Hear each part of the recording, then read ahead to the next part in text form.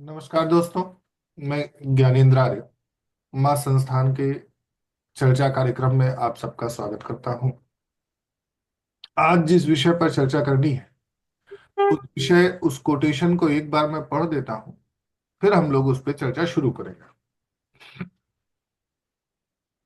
मार्गदर्शक सूत्र संहिता भाग 2 के कोटेशन संख्या 5722। कमल सिंह चौहान जी, मैं इधर से म्यूट कर देता हूँ। आपको बोलने की आवश्यकता हो तो अनम्यूट कर लीजिएगा। कोई अकेला हो तो भी कर सकते 5 साल तक ठीक है भाई साहब। हैं। जी जी। Quotation number 5722। आज परिवार व्यवस्था में महिला पुरुष के बीच भेदभाव का एकमात्र कारण पुरुष प्रधान व्यवस्था है। सबको व्यवस्था में समान अधिकार होना चाहिए। हजारों वर्ष पूर्व समाज में आरक्षण व्यवस्था शुरू हुई, जिसमें ब्राह्मण का बेटा पंडित और वैश्य का बेटा व्यापारी बनेगा। इस आरक्षण व्यवस्था के परिणाम स्वरूप योग्यता पिछड़ती चली गई।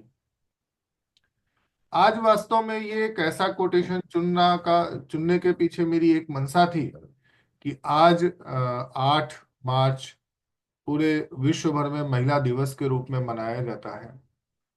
बहुत सारे तरीके से महिलाओं के पक्ष की बात की जानी चाहिए होती है, लोग करते हैं।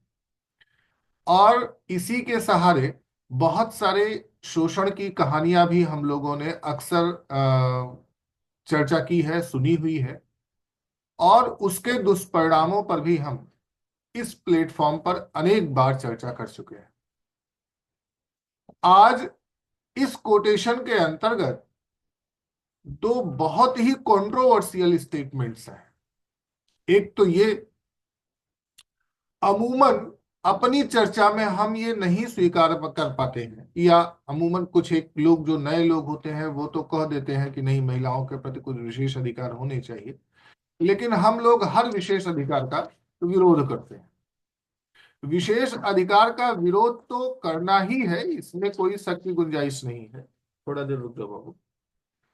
लेकिन प्रश्न यह है कि उनके अधिकारों का कितना समाज इस विशेष अधिकारों की भीड़ में भी कितना दे पाया है, हम इस बात को भी समझने का प्रयास करेंगे।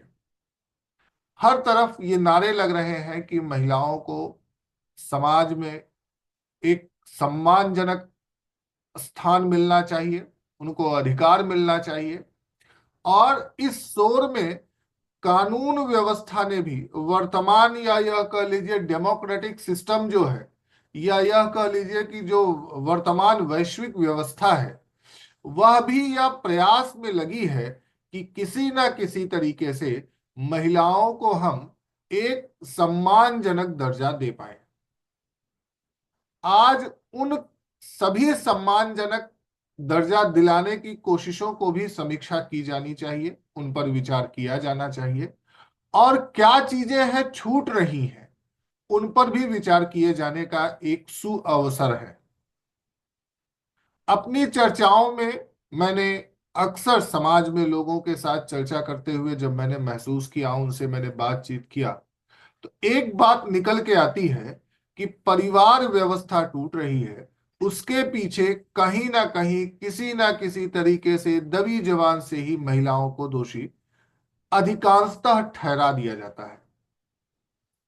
हमने उन चर्चाओं को भी खूब अच्छे से देखा है जहां पे महिलाओं को उस स्तर तक अधिकार दिए जाने की बात है, जहां तक कि एक मतलब अब क्या बताएं। आज समाचार पत्र में ही खबर थी, समाचार पत्र क्या, मेरे ख्याल से मैंने उस पे देखा है, क्या नाम है, एनबीटी का मेरे पास ऐप है, नवभारत टाइम्स का।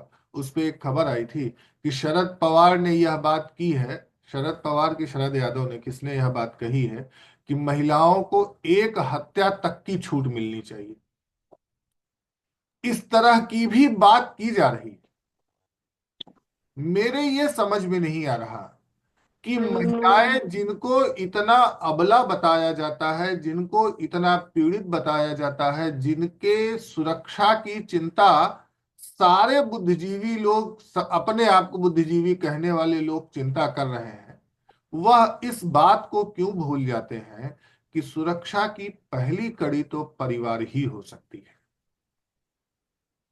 लेकिन यह बात कहने के साथ ही एक बात यह खड़ी हो जाएगी कि परिवार व्यवस्था अगर मजबूत हो गई तो फिर कैसे बात बनेगा, इनकी दाल कैसे गलेंगे। तो परिवार व्यवस्था में भी शोषण होता है। इस तरह की तमाम कहानियां समाज में चारों तरफ घूम रही हैं, हम सब उससे दो चार होते रहते हैं। इस कोटेशन में एक जो बड़ी बात कही गई वो ये है कि पुरुष प्रधान समाज व्यवस्था यह एक ऐसी आरक्षित व्यवस्था है जैसे कि वर्ण व्यवस्था के आधार पर ब्राह्मण का पुत्र ही पंडित बनेगा।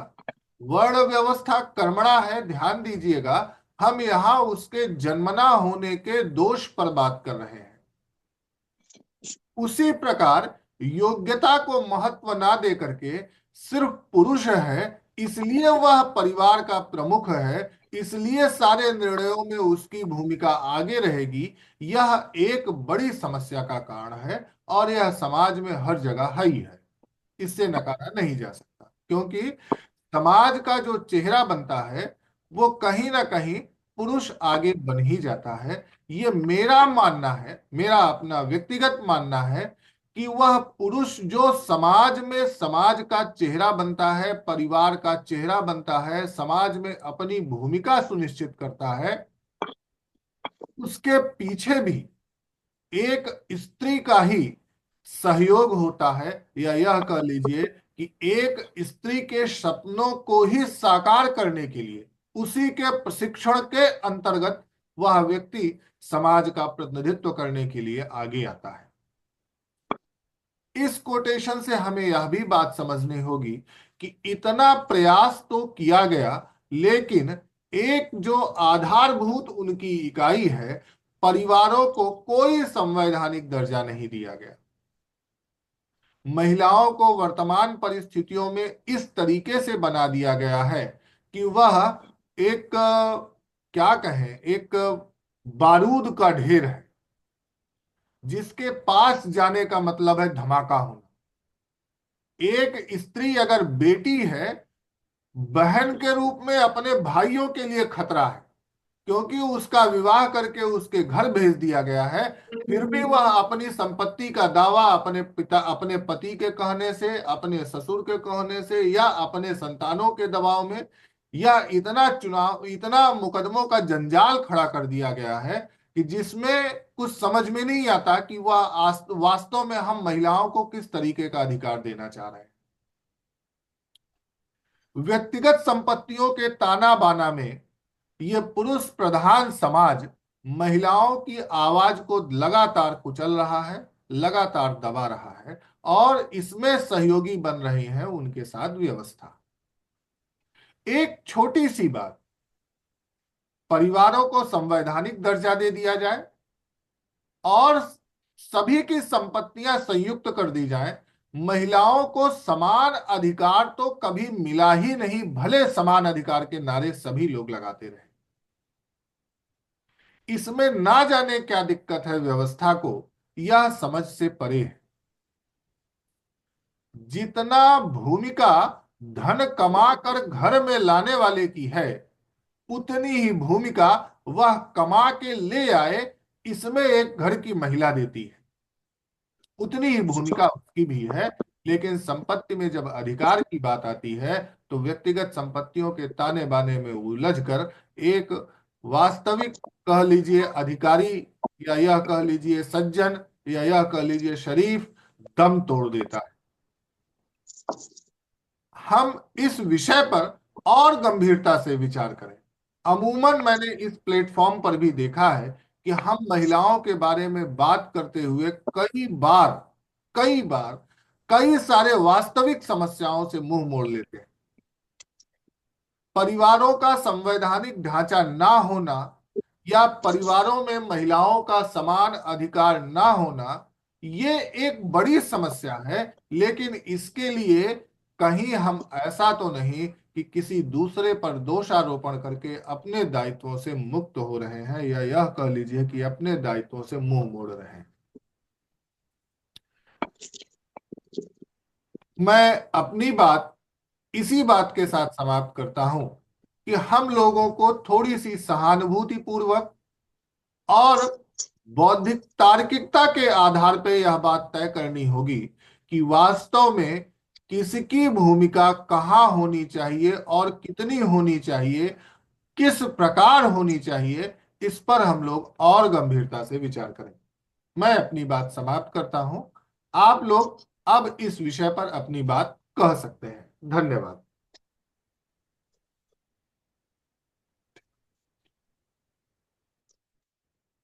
एक बात जो ज्ञानेंद्र जी ने कही है संपत्ति के विषय में, उतना ही नहीं है सिर्फ, वास्तव में परिवार व्यवस्था में भी महिलाओं को समान अधिकार मिलना चाहिए। व्यवस्था मतलब जैसे परिवार के मुखिया का चयन है, क्या दिक्कत है सब लोग मिल करके करें तो, इसमें तो कोई दिक्कत नहीं होनी चाहिए। अगर सब लोग किसी महिला को ही अपना प्रमुख चुन ले तो आपको क्या दिक्कत है उससे। तो सबको बराबरी का, परिवार की व्यवस्था और संपत्ति, हर मामले में उनको बराबरी का अधिकार मिल जाना चाहिए। चलिए आगे बढ़िए।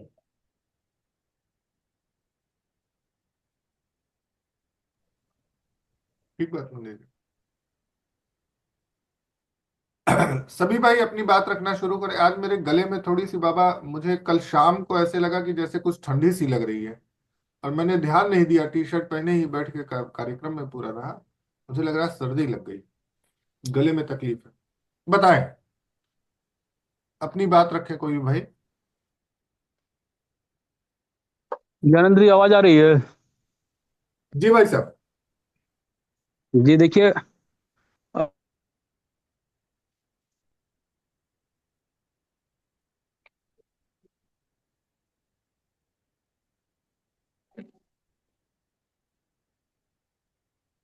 आप आप कुछ कह रहे हैं ब्रजेश जी? आपकी आवाज नहीं आ रही। इसमें कल का है, उसका कोई प्रमाण नहीं है, लेकिन इस बात से कोई नकार नहीं सकता है कि हाँ, परिवारों में महिलाओं का शोषण हुआ और लंबे समय तक उनकी व्यवस्था ठीक नहीं रही। परिस्थितियां चाहे जो भी रही हो सकता है इस्लामिक कालखंड से ही आया हो।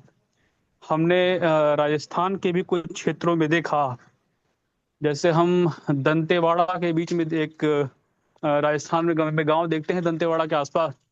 तो वहां एक प्रथा शुरू हुई कि बच्चियों को जन्म लेते साथ ही मार दिया जाता था, और गांव का नाम है देवड़ा शायद कहते हैं। तो वहां पर ये एक घटना आती है, सुनने में आता है कि लगभग 1530 के आसपास ये घटना इस्लामिक कालखंड में आरंभ हुई। फिर छोटी उम्र में विवाह करना या उनकी शारीरिक परिपक्वता ना होना, तो कुछ तो देश काल परिस्थितियों के अनुसार जो है वो विकृतियां आई होंगी। उत्तराखंड जैसे राज्यों में जैसे मैं वर्तमान परिस्थिति देखता हूँ, तो यहाँ की परिस्थिति अन्य राज्यों से अलग दिखाई देती है। जो कोटेशन में भी है कि पुरुष प्रधान समाज, उत्तराखंड एक ऐसा क्षेत्र है जहाँ पुरुष प्रधान समाज नहीं है। यहाँ की परिवार व्यवस्था में स्त्रियां बहुत आगे हैं, और यहाँ एक तरह से कहते हैं मातृ शक्ति केंद्रित व्यवस्था है, या परिवार उन्हीं के इर्द गिर्द चलता है, उनकी बात सुनी भी जाती है। अलग अलग राज्यों में महिलाओं की स्थितियां अलग अलग रही हैं। केरल जैसे राज्यों में, कम्युनिस्ट जैसे राज्यों में चले जाएंगे तो वहाँ पूरी तरह से स्वतंत्रता के नाम पर स्वच्छंदता भी प्राप्त हो जाती है, विशेष अधिकार भी प्राप्त हो जाते हैं। और जहाँ महिलाएं संतुलन बनाना चाहती हैं, वहाँ महिलाएं संतुलन बना भी रही हैं। अर्थात विशेष अधिकारों के होते हुए भी जहाँ महिलाएं समझदार हैं, वो चाहती हैं कि परिवार व्यवस्था बनी रहे और अपनी तरफ से पूरा प्रयास करती हैं कि न टूटे। लेकिन कुछ धूर्त महिलाएं जो हैं वह सबको भड़काने का काम करती हैं। एक, जब संपत्ति की हम लोग बात करते हैं तो हिंदू कोड बिल जो लागू किया गया, उसका भी उद्देश्य यही दिखाई देता है कि महिलाओं की स्थिति में सुधार किया जाए। लेकिन ये सिर्फ एक तरफा बात दिखाई देती है। दूसरी तरफ हमें ये भी दिखता है कि हिंदू कोड बिल लागू करते समय भी व्यक्तिगत संपत्ति के अधिकार को समाप्त नहीं किया गया, या फिर महिलाओं को समान अधिकार नहीं दिया गया। कुछ विशेष अधिकार अवश्य दे दिए गए, और विशेष अधिकार जो है वो अधिकांशतः शोषण का ही आधार बनते हैं। तो वहां पर भी एक नियत का प्रश्न खड़ा हो जाता है कि जब परिवार में बात करते हैं तो महिलाएं पुरुषों की प्रतिद्वंदी नहीं है। व्यवस्था ने उन्हें इस तरह से भड़काया है पुरुषों के विरुद्ध कि पुरुष तुम्हारा कॉम्पिटिटर है, वो तुम्हारा प्रतिद्वंदी है। जबकि वास्तव में महिला सहभागी है, वो ना तो कंट्रीब्यूटर है और ना ही वो आपकी कॉम्पिटिटर है। महिला आपकी कोऑर्डिनेटर होती है।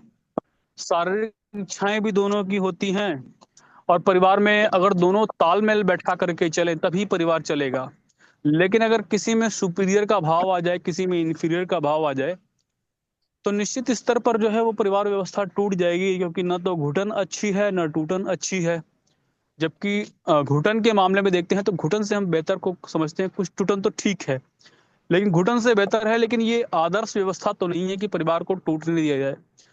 परिवार से ही बच्चे में भी संस्कार जाते हैं, वहीं से वो स्वतंत्रता सहजीवन के बीच का तालमेल भी सीखता है, समाज में किस प्रकार से रहना है। तो उस बच्चे पर भी जो प्रभाव पड़ता है वो माता पिता का पड़ता है। अगर वो परिवार व्यवस्था को देखता है कि माता पिता अलग हो जाते हैं या टूट जाता है परिवार, तो उससे बच्चे के भविष्य पर जो है बड़ा नेगेटिव इम्पैक्ट जाता है। यानी कि जो संस्कार उसे जानने चाहिए, जो व्यवस्था उसे सीखनी चाहिए, वो उसमें बच्चों के लिए भी जो है एक तरह से विकास में विकृति उत्पन्न होती है वहां से। कायदे से महिलाओं को समान अधिकार देने की बात करनी चाहिए थी, लेकिन लोगों ने जानबूझ करके जो है महिला सशक्तिकरण के नाम पर विशेष अधिकार देने की बात की, और इसका आधार ये बनाया कि 2000-3000 वर्षों तक महिलाओं का शोषण हुआ। यहाँ प्रश्न ये खड़ा हो जाता है कि मान लीजिए ठीक भी है, तो क्या शोषण के बदले शोषण का अधिकार दे दिया जाए, या फिर अपराध के बदले अपराध का अधिकार दे दिया जाए? जितने कानून बने हैं उन कानूनों में से 90% का तो जो है दुरुपयोग हो रहा है। अधिकार देने वालों ने तो इसलिए अधिकार दिए थे ताकि उन अधिकारों का सदुपयोग हो सके। लेकिन प्रश्न चिन्ह यही खड़ा हो जाता है, हम किसी को विशेष अधिकार देते हैं कि आप अपनी सुरक्षा करिए, और वह सुरक्षा को तो छोड़ देता है, उसको साइड कर देता है। उसके बाद जो है वह उसका दुरुपयोग करना शुरू कर देता है। तो विशेष अधिकार देने वाले इस बात को कैसे सुनिश्चित करेंगे कि जो विशेष अधिकार दिए गए हैं उसका दुरुपयोग ना हो? भारत में लाखों करोड़ों दलित, पिछड़े, आदिवासी, शोषित वंचितों के लिए SC/ST एक्ट बनाया गया ताकि उनको एक सुरक्षा का भाव मिल सके, उनके साथ अपमानजनक व्यवहार ना हो, उनको सम्मानपूर्ण जीवन जीने का अधिकार मिल सके। लेकिन अब आप देखेंगे कि उसमें 90% मामले फर्जी होने लग जाते हैं, या उनका दुरुपयोग होना शुरू हो जाता है। यानी कि जब कोई चीज आपको सुरक्षा के लिए दी जा रही है कि आप उससे अपनी सुरक्षा कर सकें, आप सम्मान को बचा सकें, लेकिन आप उसका गलत उपयोग करना शुरू कर देते हैं, तो लंबे समय तक वह व्यवस्था ठीक नहीं रह पाती है। वहां पर कहीं ना कहीं जो है फिर विरोध शुरू हो जाता है। आज वही स्थिति हमें दिखाई देती है कि महिलाओं को विशेष अधिकार दिए गए ताकि उनके अंदर सुरक्षा का भाव हो सके। लेकिन जिस व्यवस्था ने ये भाव दिया है, उसी व्यवस्था ने दूसरे पक्ष को जो है असुरक्षित महसूस करा दिया है, अर्थात वो बोलते समय भी डरता है। आज हमारी ही गली की एक घटना हुई, एक महिला आई और उसने किसी के ऊपर आरोप लगा दिया कि इसने जो है मेरे साथ शादी करी जो चंडीगढ़ में, और वो फोन नहीं उठा रहा है। और ये मतलब इस तरह की बातें आई, आपस में झगड़ा झगड़ा करके चले गए, बाद में पुलिस भी आई। मूल प्रश्न यहाँ खड़ा हो जाता है कि ऐसे संबंध हैं जिनको छोटे छोटे इकाइयों पर सुलझाया जा सकता है, ग्राम सभाओं में बैठकर सुलझाया जा सकता है, या मौलिक अधिकारों की बात करें तो स्त्री पुरुष जब तक साथ रहना चाहे तब तक साथ रहेंगे। उनकी मर्जी के बिना उन्हें 1 मिनट भी कोई व्यवस्था जबरदस्ती बांध करके नहीं रख सकती है। लेकिन वहां पर भी आप देखेंगे कि 6 महीने तक जो है आपको विचार करने का मौका दिया गया है, या दहेज के नाम पर प्रताड़ित करने का नाम दिया गया है, या फिर झूठे रेप का इसका मतलब है जहां आपसी सहमति से संबंध बनाया जाए, और बाद में अगर कॉन्ट्रैक्ट ब्रीचिंग का मामला आता है, चाहे स्त्री ने मना कर दिया या पुरुष ने मना कर दिया, तो आप कहते हैं कि शादी का झांसा देकर के रेप किया, जबकि वास्तव में रेप तो बलपूर्वक किया जाता है। तो वहां पर रेप नहीं होता है, कॉन्ट्रैक्ट ब्रीचिंग हो सकती है, एसएमओ हो सकती है, कुछ कंपनसेशन हो सकता है, फैमिली का प्रॉपर्टी दी जा सकती है। लेकिन यहाँ व्यवस्था का बड़ा दोष दिखाई देता है कि व्यवस्था महिला सशक्तिकरण के नाम पर, एक के पोषण के नाम पर दूसरे का शोषण करने का प्रयास कर रही है। तो व्यवस्था अगर सुधर जाती है तो मुझे लगता है बहुत सारी चीजें सुधर जाएंगी। और मूल बात यह है कि हमें परिवार व्यवस्था को बचाना है। परिवार व्यवस्था नहीं बचेगी तो समाज व्यवस्था भी नहीं बचेगी। लोकतंत्र में लोक का अस्तित्व भी परिवार पर ही निर्भर करता है। जी धन्यवाद।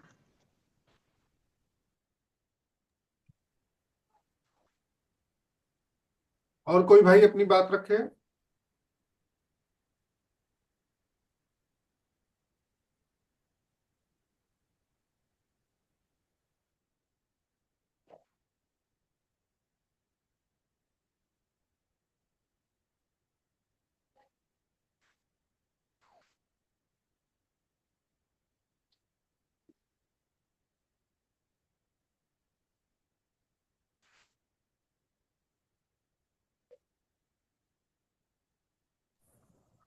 हेलो।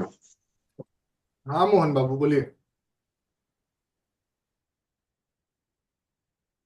सभी विद्वद्जन साथियों का चर्चा में स्वागत है, अभिवादन है। आज का जो चर्चा का विषय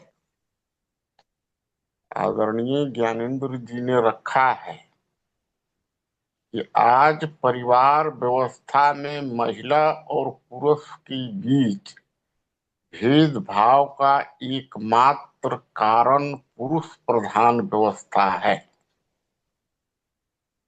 और सबको समान अधिकार होना चाहिए। तो जब हम इस बात को देखते हैं पुरुष प्रधान व्यवस्था को, तो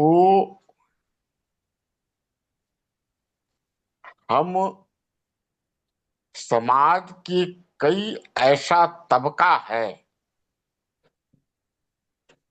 और कई ऐसे देश भी हैं हनुमान जी कहाँ बैठा है? जहां पर कि पुरुष प्रधान न हो करके महिला प्रधान व्यवस्था भी है। आप देखिएगा कि जो आदिवासी क्षेत्र है या दलित क्षेत्र है या जो ईसाई धर्म मानने वाले जितने भी हमारे जो देहातों में अभी इधर जो रूरल एरिया में है, यहाँ पर बहुत सा जो घर है उसमें महिलाएं ही उसका जो है सो नेतृत्व जिसे है करती है। और बहुत से जो है आदिवासियों में लड़के वाले जो है वो लड़कियों के यहाँ जाते हैं या उनका घर बरी वगैरह खसी वगैरह कुछ इस प्रकार का भी व्यवस्था जैसे चलता है। लेकिन जो हमारा जो मिडिल क्लास फैमिली है और जो उससे ऊपर का जो फैमिली है उसमें पुरुष प्रधान की व्यवस्था हमको देखने को मिलता है। अब जो हमारे सामाजिक जो है सामाजिक रूप से जो मार्गदर्शक थे और ज्ञानी थे,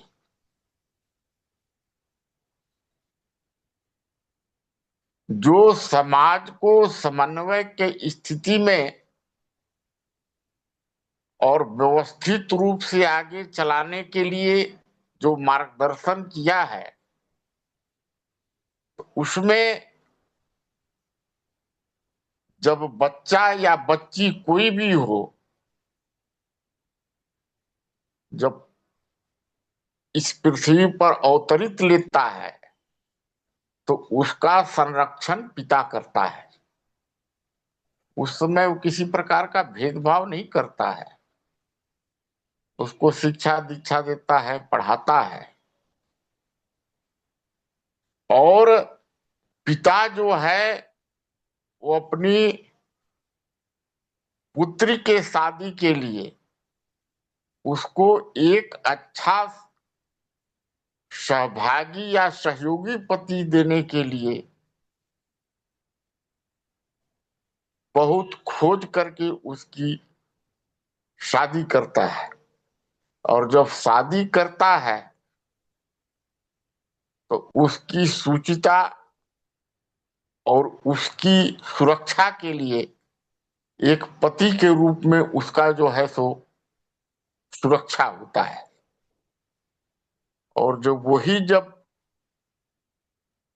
तीसरेपन चौथेपन में जाते हैं तो वहीं पर उनका जो पुत्र होता है वही जो महिला होते हैं या पुरुष होते हैं तो उनको संरक्षण का काम करते हैं, उनका देखभाल करते हैं। तो यह यहाँ पर जो है हमारे मार्गदर्शक और जो ज्ञानी थे वो बहुत बढ़िया एक पारिवारिक व्यवस्था बनाकर और एक खुशहाल परिवार को जीने की एक रास्ता जो है सो दिया था। जब हम वैदिक काल में या जब जातीय व्यवस्था नहीं थी तो उस समय किसी प्रकार का स्त्री और पुरुष का भेदभाव नहीं था, चाहे वह मार्गदर्शक हो, चाहे वह रक्षक हो, चाहे वह पालक हो, चाहे यह सेवक हो, उसमें चाहे स्त्री हो या पुरुष हो, सभी को शिक्षा प्राप्त करने का भी अधिकार था, काम करने का भी अधिकार था, सहमत के साथ जीवन यापन करने का अधिकार था, बच्चे को लालन पालन करके और सुखी जीवन जीने का अधिकार था। लेकिन जब गुण की प्रधानता को, योग्यता की प्रधानता को, उनकी जो कार्य करने की क्षमता, चाहे बौद्धिक शक्ति हो, शारीरिक शक्ति हो, इन सब प्रधानता को जो किनारे करके और जब ब्राह्मण, वैश्य और रक्षक के पुत्र पुत्री सेवक के तरफ जाने लगे, भाई उनका गुण वैसा है नहीं, उस समय जाति व्यवस्था जो है शुरू हो गया। माया मोह का चक्कर चल गया कि भाई हमारा बेटा जो है वो कहाँ सेवक बनने जाएगा, कहाँ हर जोतने जाएगा, कहाँ वो कुम्हार का काम करेगा, क्या करेगा। इस प्रकार से जब जातीय व्यवस्था लागू हो गया तो जाति व्यवस्था लागू हुआ तो महिलाओं ने ही पुरुष को अपना हथियार बनाया है कि हमारा बेटा उधर नहीं जाएगा। और वहां पर से जो है वो पुरुष की प्रधानता जो है, जो ये उच्च वर्ग है, वैश्य वर्ग से ऊपर वाला में, इसमें जैसे है पुरुष प्रधानता जो है सो परिवार में लागू हो गया। अब जब पुरुष प्रधानता लागू हुआ तो आप ये देखिएगा कि धीरे धीरे करके अब पुरुष लोग जो हैं कुछ अपने भोग विलास या अपना जो है आधिपत्य जमाने के लिए, कुछ रौब रुतबा जमाने के लिए परिवार में जो है महिलाओं को शिक्षा से वंचित कर दिए, उनको चार दीवारियों के अंदर ही रहने के लिए मजबूर कर दिए। अब यहां से अपना सामाजिक व्यवस्था में और पुरुष प्रधानता की व्यवस्था में विकृति आना शुरू हो गई। तो ये जब सारा जो है, जो ये चार दीवारी में कैद करके उनको केवल ढेंकी और चक्की और चूल्हा में उनको जब फंसा दिया, बाहरी दुनिया से उनको दूर कर दिया, तब एक घुटन का समस्या आ गया ये। और यही घुटन जो है वो आगे चल के, ये विकृति जो है वो आगे चलकर समस्या जो है सो पैदा करने लगा। अब देखिए, जब अब पाश्चात्य सभ्यता आना शुरू हो गई, यहां पर भी देखिएगा कि महिला और पुरुष की जो व्यवस्था है या अवस्था है, वो मुस्लिम संप्रदाय में दूसरे टाइप का है। वहां पर तो महिलाओं को एक वस्तु के रूप में, केवल उपयोग के रूप में मानते हैं। वहां पर और उनकी स्थिति खराब है। और जो नास्तिक हैं वहां तो सब फ्री है। अब आप पाश्चात्य का स्थिति देख लीजिए, जहां पर की महिलाओं को भी पूरा फ्री है और पुरुषों का भी फ्री है। अब वहां पर ये स्थिति हो गया कि वो परिवार बनाना ही नहीं चाहते हैं, परिवार व्यवस्था ही कायम नहीं करना चाहते हैं। तो ये क्या हुआ? अरे, ईश्वर अगर स्त्री और पुरुष को इस धरती पर अवतरित किया है, तो इसलिए अवतरित किया है कि स्त्री को एक मातृत्व का भी कर्तव्य निभाना है और पुरुष को एक पितृत्व का भी कर्तव्य निभाना है। अगर ये दोनों कर्तव्य नहीं निभाते हैं तो ईश्वर के साथ भी अन्याय करते हैं, उनके साथ भी गद्दारी करते हैं। ईश्वर आखिर भेजा किस लिए है तुमको? केवल भोग विलास के लिए तो नहीं भेजा है। अब जो है आप देखिएगा कि पाश्चात्य देशों की स्थिति हो गई ऐसा कि केवल वृद्ध लोग हैं और युवा लोग है ही नहीं, जो कि युवा हैंड नहीं है काम करने के लिए। वहां की स्थिति अब ऐसी हो गई। तो अब सरकार जो है वहां पर, मतलब जो बच्चा पैदा जितना करता है उसके लिए कुछ पारितोषिक, तो उसका सारा खर्च पर उठा रहा है और उसको प्रोत्साहित कर रहा है। एक समस्या दूसरा खड़ा हो गया। लेकिन जो हमारा भारतीय संस्कृति है, इसमें आज भी जो है परिवार व्यवस्था, हम समझते हैं कि 60-70%, 80% ऐसा परिवार व्यवस्था है जो सामाजिक स्थिति से शादी ब्याह हो रहा है, बाल बच्चे भी हो रहे हैं और जीवन यापन भी ढंग से चल रहा है। लेकिन जो वो पुरातन घुटन है और जो पाश्चात्य की उच्च श्रृंखलता है, उसको जो समन्वय बना रहा है, उसका परिवार व्यवस्था ठीक से चल रहा है। लेकिन जो केवल पाश्चात्य व्यवस्था पर चल रहा है या कुछ पारंपरिक जो है रूढ़िवादी पर चल रहे हैं, वहां पर अव्यवस्था हो रहा है। तो ये स्थिति जो है ये खतरनाक हो रही है। अब ये जो है कि इसमें जो है अब सरकार की दखल अंदाजी जो है,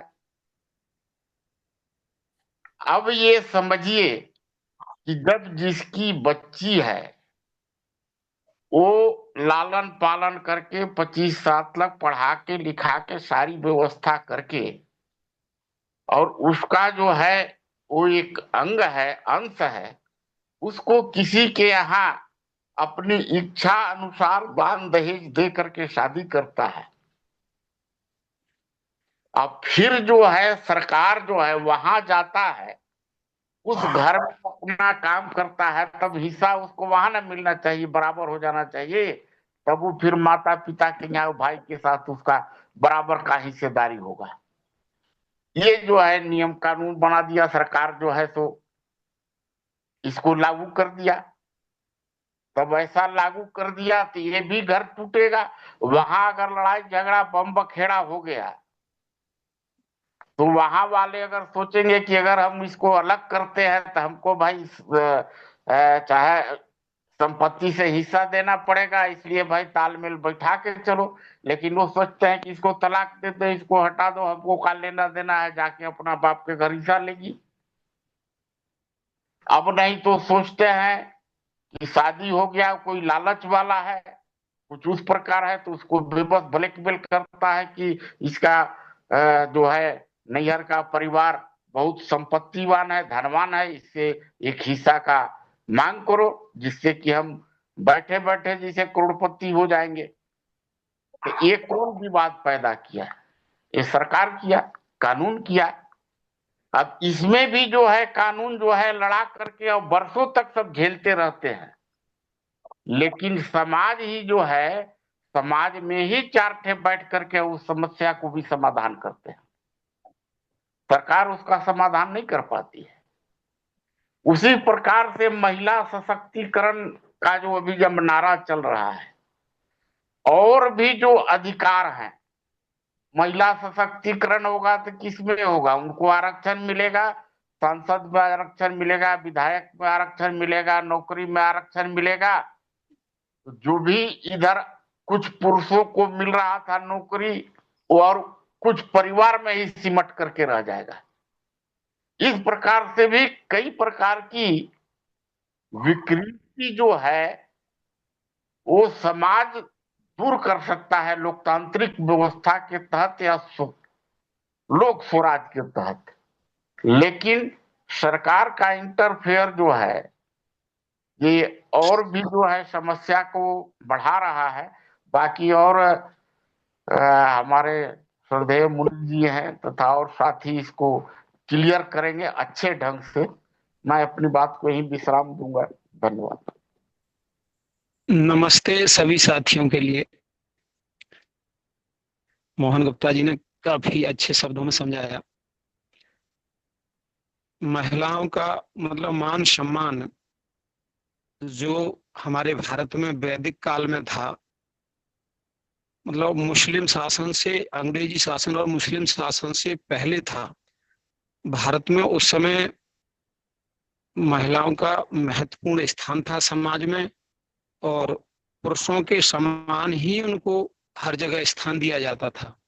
शिक्षा के क्षेत्र में, चाहे घर गृहस्थी में।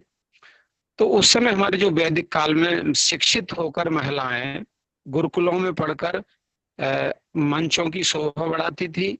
विदुषियां भारत में, गार्गी, अनुसुईया, सीता, सावित्री, तमाम जो है भारत का मतलब हमारे भारत में इस तरह की परंपरा थी वैदिक काल में।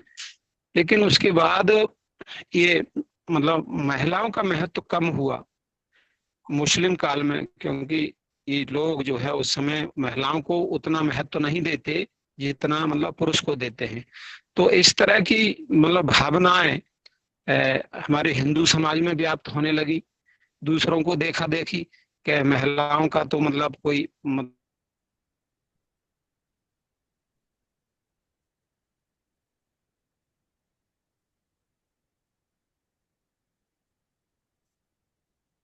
भावना मतलब मुस्लिम काल में हमारे हिंदू समाज में व्याप्त हो गई, और धीरे धीरे जो है महिलाओं का मान सम्मान कम होता गया। तो आज भी हमारे वर्तमान समय में भारत में जो स्थान पुरुष समाज को मिला हुआ है वो महिलाओं को नहीं मिला हुआ है। महिलाएं आज भी जो है वंचित हैं अपने मतलब महत्वपूर्ण स्थान से, जो उन्हें स्थान मिलना चाहिए पुरुष समाज के बराबर वो नहीं है।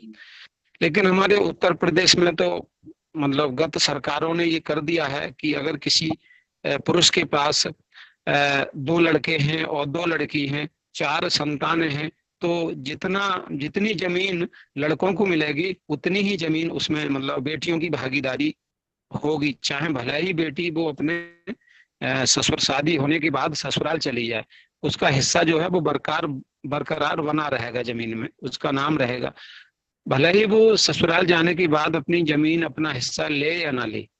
लेकिन ये हमारी राज्य सरकार ने कर दिया है। तो आज भी हमारे एक राज्य की नहीं, संपूर्ण भारत की बात है, शिक्षा के क्षेत्र में आज भी मतलब अनदेखी की जाती है लड़कियों की। मतलब कुछ परिवारों में, कुछ समाज में, देश में, जहाँ पिछड़े हुए क्षेत्र हैं, लड़कों को पढ़ाना चाहते हैं, मतलब अच्छे स्कूलों में लड़का पढ़ जाए तो अच्छा है, लड़कियां पढ़ें या ना पढ़ें। तो इस तरह से वर्तमान समय में भी हमारी एक नारी जाति के प्रति भेदभाव किया जा रहा है। जबकि शिक्षा के क्षेत्र में, मतलब किसी भी क्षेत्र में महिलाओं, हमारी जो बहन बेटियां हैं, उनको आगे बढ़ाया जाए तो लड़कों की अपेक्षा हर क्षेत्र में आगे जाती हैं। अगर उनको पढ़ाने बैठाया जाए स्कूलों में या कॉलेजों में या गुरुकुलों में, तो लड़कों की अपेक्षा उनकी रुचि, उनका इंटरेस्ट बहुत अधिक रहता है पढ़ाई के मामले में। खेल कूद के मामले में भी सबसे ज्यादा मतलब इंटरेस्ट लेती है। लेकिन आज हमारे घर परिवारों में जो है फिर भी मतलब बेटियों को आगे नहीं बढ़ने दिया जाता। उनको यही परिवार वाले यही सोचते हैं कि ये तो बस ससुराल जाएंगे, अपनी पढ़ लिख के क्या होगा, पैसा खर्च करके क्या होगा, इसलिए इन्हें तो ससुराल जाना है, शादी हो जाएगी, अपने घर चली जाएंगी। तो इस तरह से हमारी मानसिकता समाज में बनी हुई है, जिससे आज वर्तमान समय में हमारी जो बेटियां हैं पिछड़े हुए क्षेत्र में वो आगे नहीं बढ़ पा रही हैं। तो धीरे धीरे आगे आने वाले समय में अगर हम विचार मंथन के मतलब माध्यम से, जो बुद्धिजीवी वर्ग है भारत में, अगर इस पर विचार मंथन सभी करें, इस बात पर सोचें कि हमारी बहन और बेटियों में और पुत्रों में कोई डिफरेंस नहीं है, कोई अंतर नहीं है, तो निश्चित रूप से हमारी जो महिला समाज है वो पुरुष समाज से कंधा मिलाकर चलेगा और तभी देश का विकास और भला होगा। बस इतना ही कहूंगा।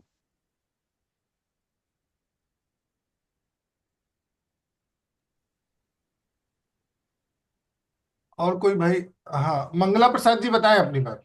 हाँ, हरिओम, नमो नमः। आज का जो विषय है, स्त्री पुरुष में बराबरी समान अधिकार की बात है।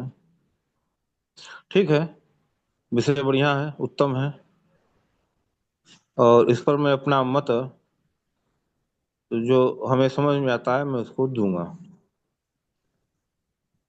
परिवार एक ऐसी संस्था है जहाँ पर हम स्त्री या पुरुष, या स्त्री प्रधान या पुरुष प्रधान, ऐसा नहीं कर सकते हैं।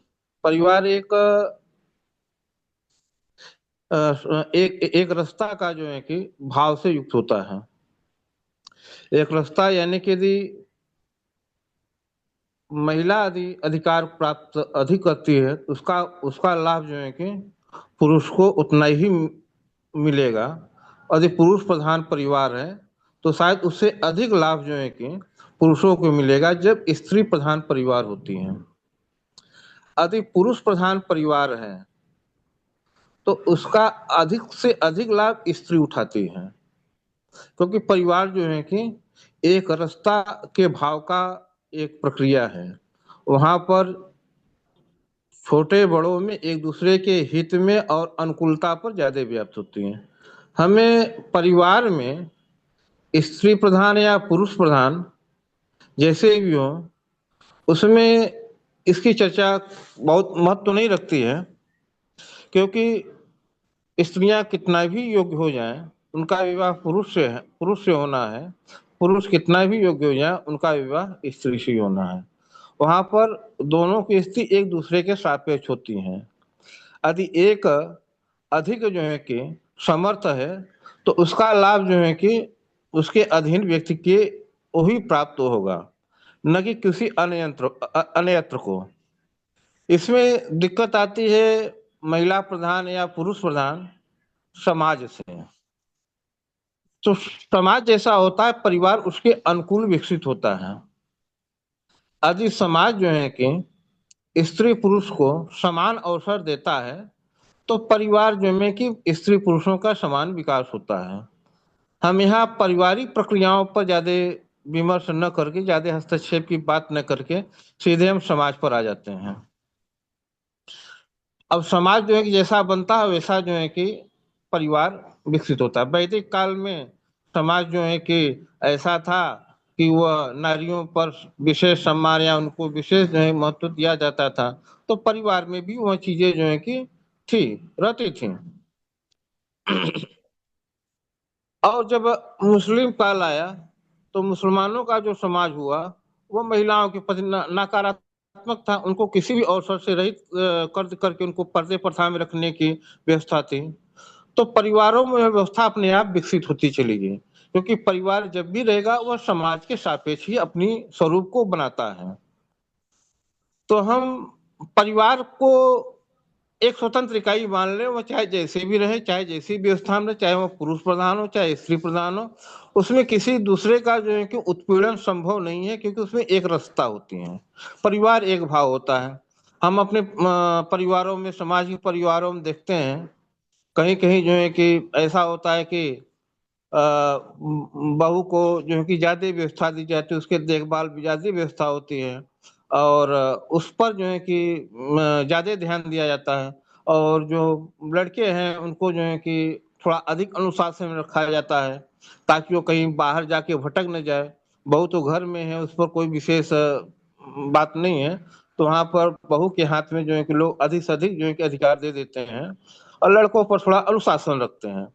जहां तक समानता जो है कि जो अच्छे परिवार है वहां पर ऐसी स्थितियां चल रही हैं, जहां पारिवारिक जो है कि अंतर का भाव है वो ऐसा ही चल रहा है कि महिलाओं पर अधिक विश्वास किया जाता है। घर के जो है कि जो गार्जियन है, जो मुखिया हैं, वो महिलाओं पर अधिक विश्वास करते हैं, पुरुषों पर उतना अधिक विश्वास नहीं करते हैं। पुरुषों को थोड़ा सा अपने अनुशासन में, नियंत्रण में लेकर के काम आगे बढ़ाते हैं। तो भले एक पुरुष मुखिया है परिवार का, लेकिन वह जो है कि देखता है जो है कि हमारी महिलाएं घर की जो है कि गृह लक्ष्मी है, धन लक्ष्मी है, उनकी सम्मान सुरक्षा, उनका पालन पोषण कैसे हो और उनके द्वारा जो संतान उत्पत्ति होगी उस पर वहां पर ध्यान दिया जाता है। तो परिवार एक अपनी एक स्वतंत्र इकाई है, उस पर ज्यादा ध्यान नहीं देना चाहिए। हमें समाज को कैसे विकसित करें, समाज के सापेक्ष में चले। और समाज, यहाँ एक विषय और है कि जो योग्यता जो समाप्त हुई, जन्मजात जो है कि व्यवस्थाएं में लोग लेते गए, तो जन्मजात व्यवस्थाएं तो हमेशा से रही हैं, आज भी ये हमेशा से रहेंगी। अरबों खरबों के मालिक हैं, उनका वो खत्म होते हैं तो जो है कि उनका परिवार सीधे डायरेक्ट अरबों खरबों का मालिक हो जाता है, और ऐसा पहले से भी था। और वैसे बड़े नामी प्रसिद्ध नेता है तो उनका बेटा भी नेता बन जाता है। तो बात लोग आक्षेप यहाँ पर डालते हैं, जाति व्यवस्था पर ब्राह्मण या क्षत्रिय कैसे जो है कि जन्मजात में पा सकते हैं। तो जन्मजात जब कोई नेता हो सकता है, जन्मजात जब कोई जो है कि व्यापारी अरबपति खरबपति होता है, जन्मजात ब्राह्मण क्षत्रिय वैश्य क्यों नहीं हो सकता? यदि हम जन्मजात ब्राह्मण क्षत्रिय वैश्य या शूद्र की न होने की बात करते हैं, तो जन्मजात जो है कि जो अरबपति खरबपति हैं उन पर भी हमें यह विचार करना चाहिए कि वह उनकी संपत्ति कहाँ से जाएगी। तो हमें एक बड़ा दृष्टिकोण लेना चाहिए। हाँ, यह कह सकते हैं जो क्षत्रिय ब्राह्मण योग्यता से परिपूर्ण है, अधिक परिपूर्ण है, उसको ब्राह्मण धर्म में लिया जा सकता है, या जो ब्राह्मण क्षत्रिय योग्यता से परिपूर्ण है उसको क्षत्रिय योग्यता में लिया जाता है। लेकिन यदि कोई ब्राह्मण योग्यता से पूर्ण नहीं है, लेकिन वह तो परिवार तो उसका ब्राह्मण है, उसको ब्राह्मण धर्म से कैसे निकाला जाएगा?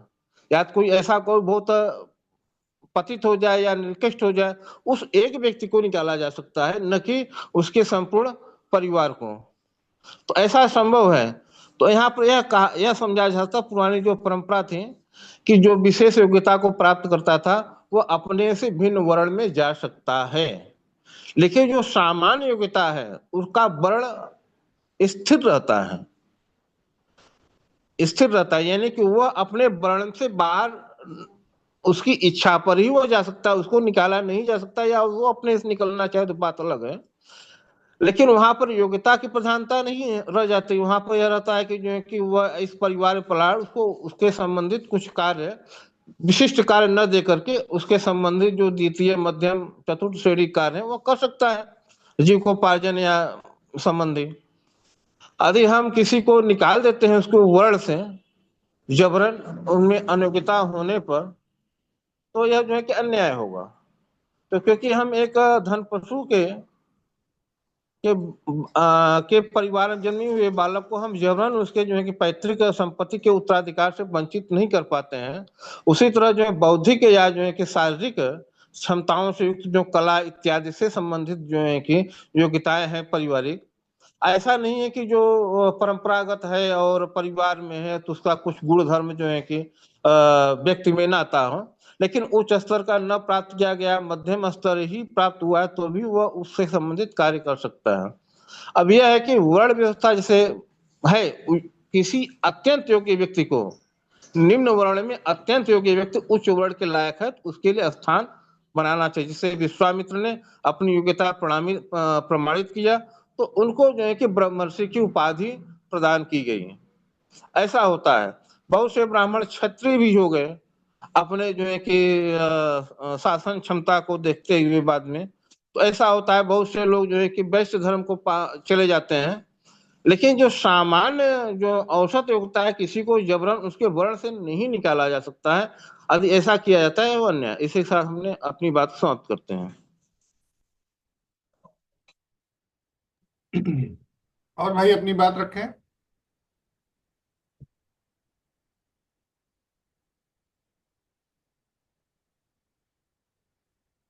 बताइए भाई।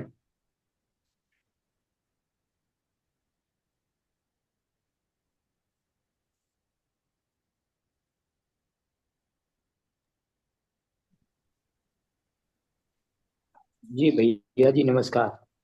हाँ नमस्ते माता प्रसाद जी, बताएं। जहाँ तक मैंने अनुभव किया है भैया जी, इतिहास में भारतवर्ष की जो संस्कृति रही है उसमें महिला और पुरुष, चूंकि प्रकृति दोनों की अलग अलग है, जब प्रकृति अलग है तो उनमें उनकी गुणवत्ता भी अलग अलग है। गुणवत्ता के हिसाब से समाज के या जीवन के दो भाग रखे गए हैं, एक बाहर का और एक आंतरिक। बाहरी जो भाग है उसको संभाला पुरुष ने और आंतरिक जो है वो संभाला स्त्री ने। तो इनमें भेदभाव का तो एक शिगुफा है कि भेदभाव है, कुछ इसमें स्वार्थ सिद्धि के लिए समाज में इस प्रकार का शिगुफा चलाया जाता है कि पुरुष प्रधान है और स्त्री प्रधान है। क्योंकि कोई भी निर्णय जब परिवार लेता है तो उसमें स्त्रियों की भूमिका अहम होती है। पुरुष बिना स्त्री के या बिना परिवार की सहमति के, और परिवार की सहमति है इसका मतलब उसमें स्त्रियों का भी कहीं ना कहीं योगदान रहता ही है। तो ये तो केवल कहने मात्र का है कि इस पुरुष प्रधान समाज है या स्त्री प्रधान समाज है। हाँ, बाहर जब बैठते हैं तो पुरुष बैठते हैं तो वहां पर बात पुरुष के द्वारा रखी जाती है, और कुछ महिलाएं भी इतनी पुरुषार्थ वाली होती हैं कि वो पुरुषों के बीच में बैठ करके भी पुरुषों का नेतृत्व करती हैं। तो ये तो व्यवस्था समाज की प्राचीन समय से चली आई है और आज भी चल रही है और आगे भी चलती रहेगी, इसी प्रकार से चलेगी। अब कमी कहाँ आई है जो हम आज इस विषय पर चर्चा करने के लिए मजबूर हुए हैं? बात आई है हमारे नैतिक दायित्वों के निर्वहन की। जो हमारे नैतिक दायित्व हैं उनमें कुछ महिलाएं स्वच्छंद हैं और कुछ पुरुष स्वच्छंद हैं। तो ये जो स्वच्छंदता है वो समाज के लिए हानिकारक है, वो समाज को भी नुकसान पहुंचा रही है और परिवार को भी नुकसान पहुंचा रही है।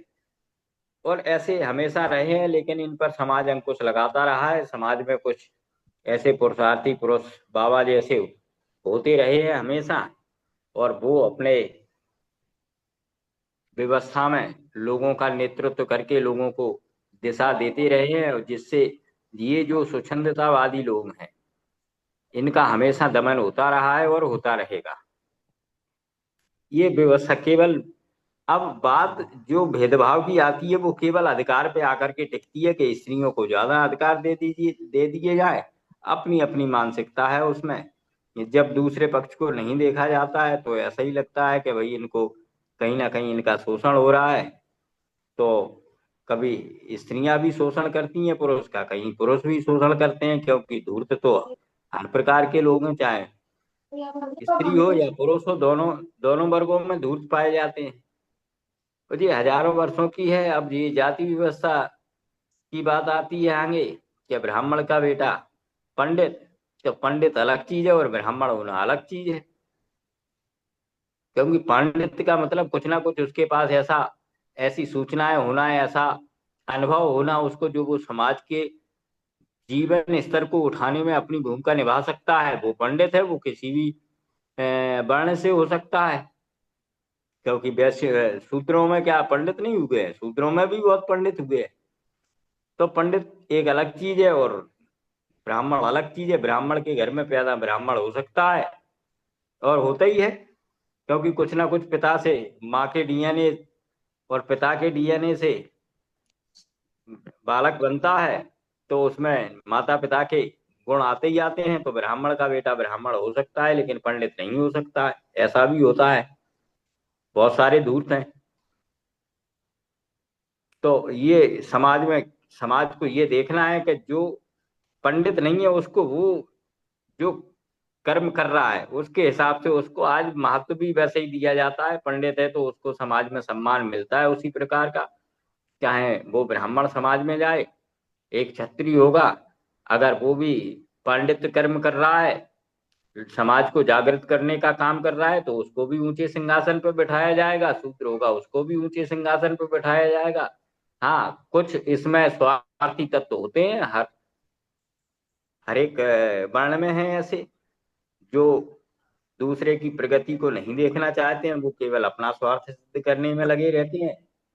नहीं तो हर जगह योग्यता की हमेशा पूंछ परख रही है, योग्यता को सम्मान मिला है।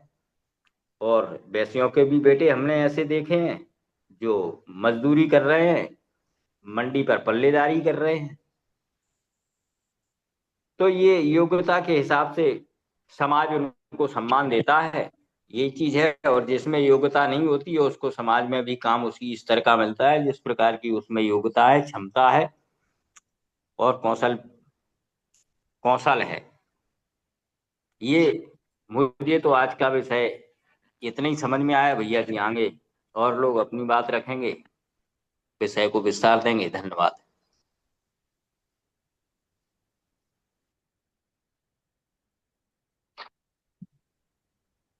सभी बंधुओं को नमस्कार।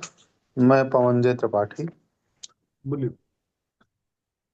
देखो भाई साहब, बात जो आज का विषय है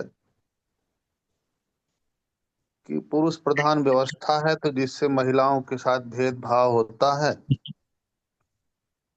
कोई आदमी प्रधान किसी के बनाने से नहीं बनता,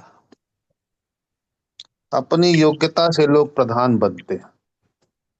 जो योग्य होते हैं वो प्रधान बन जाते हैं। बाकी अयोग्य लोगों को राहुल गांधी के लिए प्रयास किया जा रहा बहुत दिन से प्रधान बनाने का, प्रधान नहीं बन पा रहे हैं। तो अयोग्यता को प्रधान बनाना बड़ा मुश्किल काम है, थोपा जा सकता है।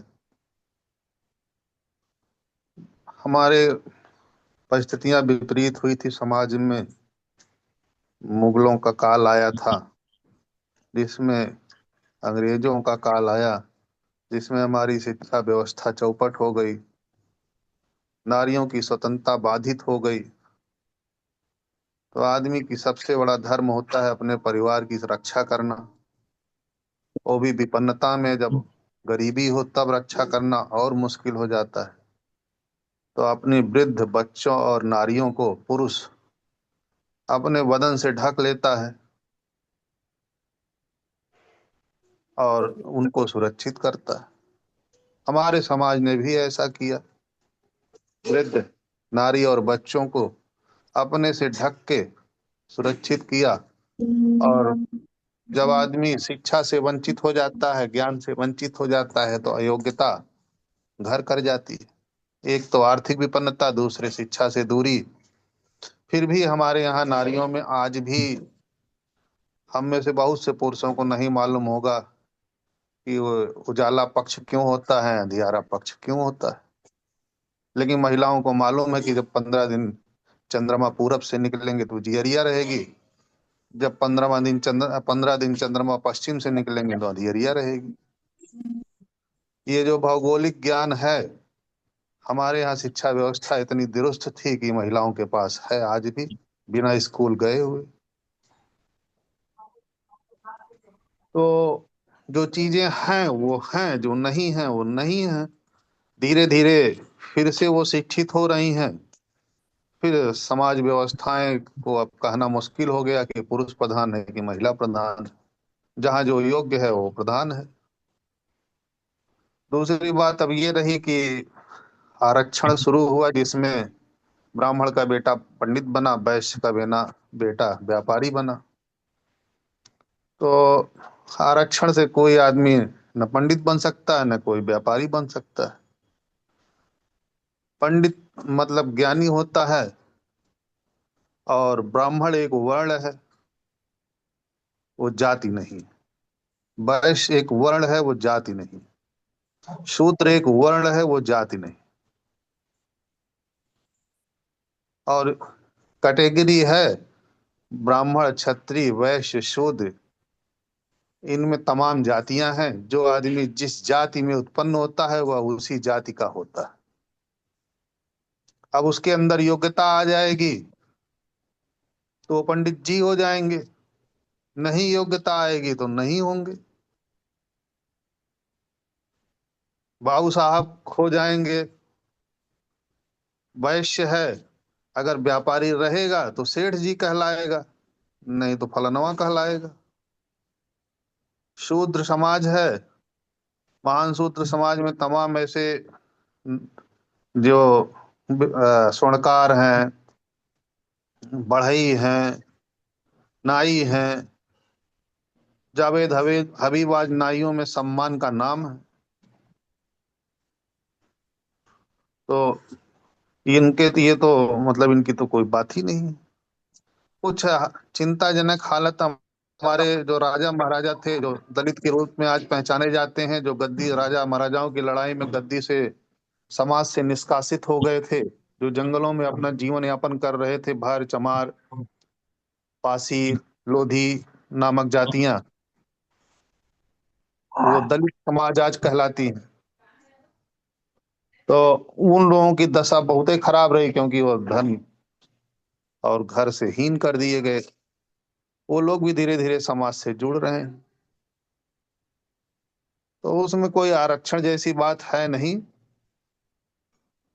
बाकी चीजें समाज के सामने है।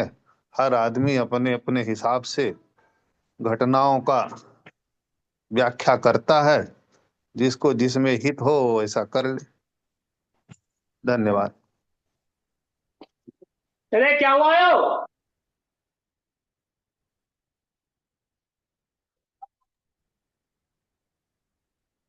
और किसी भाई को कुछ कहना है?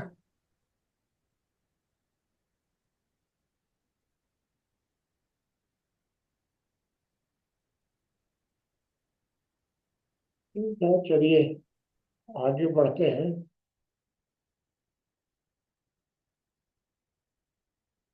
एक एक ब्रजेश जी ने एक बात कही कि पुराने जमाने में कन्या भ्रूण होती थी, हत्या। और उन्होंने और दो तीन बात बताई, बहु विवाह और कुछ कुछ। चलिए कोई बात नहीं। क्या था, क्या ये कन्या भ्रूण हत्या यह पुरुषों के तरफ से कोई अत्याचार था? स्त्री आप वो बुराइयां बताते हैं, बहुविवाह, कन्या भ्रूण हत्या, ये देवदासी या सती प्रथा, इस प्रकार की कई, या पर्दा प्रथा, इस प्रकार की कई बातें बताई जाती हैं। मोटरसाइकिल। ये बातें कैसे शुरू हुई, ये बात आप सोचिए। क्योंकि पुरुषों ने महिलाओं पर अत्याचार करने के लिए ये सब बातें शुरू की, तो यह बात नहीं है। क्योंकि इन सब में माताएं भी शामिल थी, सब में दादियां भी शामिल थी। ऐसा नहीं है कि परिवार की माताओं ने विरोध किया। तो आखिर था क्या ये मामला, ये मैं आपको शॉर्ट में बताता हूं कि पुराने जमाने में युद्ध 99% पुरुष करते थे, क्योंकि महिलाओं के जिम्मे में बहुत बड़ा काम था संतान उत्पत्ति। मतलब उस समय एक एक महिला के 10 बच्चे सामान्यतया होते थे, 7-8 तो हम लोग के टाइम में होते थे, और अब तो 2 होने लग गए। अब आप विचार करिए कि जिस महिला के 7 बच्चे हो जाएंगे, तो वो महिला घर में पालन पोषण में लगेगी कि कहीं दूसरे जगह आप उसको काम में लगाएंगे। ये परिस्थितियां थी उस समय की। अब युद्ध काल में बड़ी संख्या में पुरुष मारे जाते थे, क्योंकि युद्ध तो बहुत ज्यादा होते थे उस समय, और मरते केवल पुरुष थे, महिलाएं तो मरती नहीं थी। तो पुरुष बड़ी संख्या में मर जाते थे और महिलाओं की संख्या बढ़ जाती थी समाज में। एक कारण और था जो मैं आपको और बताता हूं। वर्तमान समय में भी उसका प्रभाव देख लीजिएगा, मोहन बाबू ने बताया भी, लेकिन मैं उसको क्लियर कर देता हूं आपके सामने कि अभी भी वर्तमान समय में भी सवर्णों में महिलाओं की संख्या कम है और आदिवासियों में ज्यादा है। तो आखिर है क्यों ऐसा? तो इसका मुख्य कारण ये हुआ है कि एक उस समय कालखंड में कभी, माने मेरे समझ ये मुसलमानों के समय का नहीं होगा, हो सकता है हो भी और नहीं भी हो। मेरे हिसाब से मुसलमानों के पहले का मैं सोच रहा हूं। उस कालखंड में सुप्रजनन को महत्व दिया गया बहुत ज्यादा, बहुत। अब ये सुप्रजनन है क्या? वर्तमान भारत में तो केवल सुप्रजनन शब्द अभी ये जय गुरु वालों में ही है बस, बाकी और कहीं ये शब्द नहीं है। अब जय गुरु जो होते हैं रामानुजन में बहुत है, उनके यहाँ यह प्रथा है अभी, मान्य प्रथा। लेकिन पुराने जमाने में सुप्रजनन को बहुत अधिक महत्व दिया गया, और इसलिए एक नियम बनाया गया बाध्यकारी, और वह नियम ये बनाया गया कि उच्च वर्ण का लड़का निम्न वर्ण की लड़की से विवाह कर सकता है, निम्न वर्ण का लड़का उच्च वर्ण की लड़की से नहीं कर सकता। ये था अनुलोम, अनुलोम मान्य था, और प्रतिलोम पूरी तरह दंडनीय था। केवल त्याज्य नहीं था, दंडनीय था प्रतिलोम। तो स्वाभाविक था कि नीचे की लड़कियां ऊपर चली गई, नीचे लड़कियों का अभाव हो गया। नीचे माने कहाँ? नीचे माने आदिवासी श्रमिक। तो श्रमजीवियों में लड़कियों का अभाव हुआ, और इसलिए आज भी मैं तो आदिवासी क्षेत्र में रहता हूं, तो वहां कहीं भी आदिवासियों में कहीं नहीं है कन्या भ्रूण हत्या या और कुछ भी। वहां लड़कियों को प्रधान सम्मान मिलता है, बहुत ज्यादा, अभी भी मिलता है। अगर घर में लड़की पैदा हो तो ज्यादा खुशी मनाई जाती है लड़का पैदा होने की तुलना में आदिवासियों में। क्यों? क्योंकि वहां लड़कियां कम होती हैं, लड़के उनमें ज्यादा होते हैं, इसलिए लड़कियों का सम्मान है। सवर्णों में उल्टा है। युद्ध में मरते तो सवर्ण ही थे, युद्ध में आदिवासी नहीं मरते थे, क्योंकि युद्ध में तो जाते ही नहीं थे वो। ये उस समय की परिस्थितियां थी। तो अब क्या करें भाई?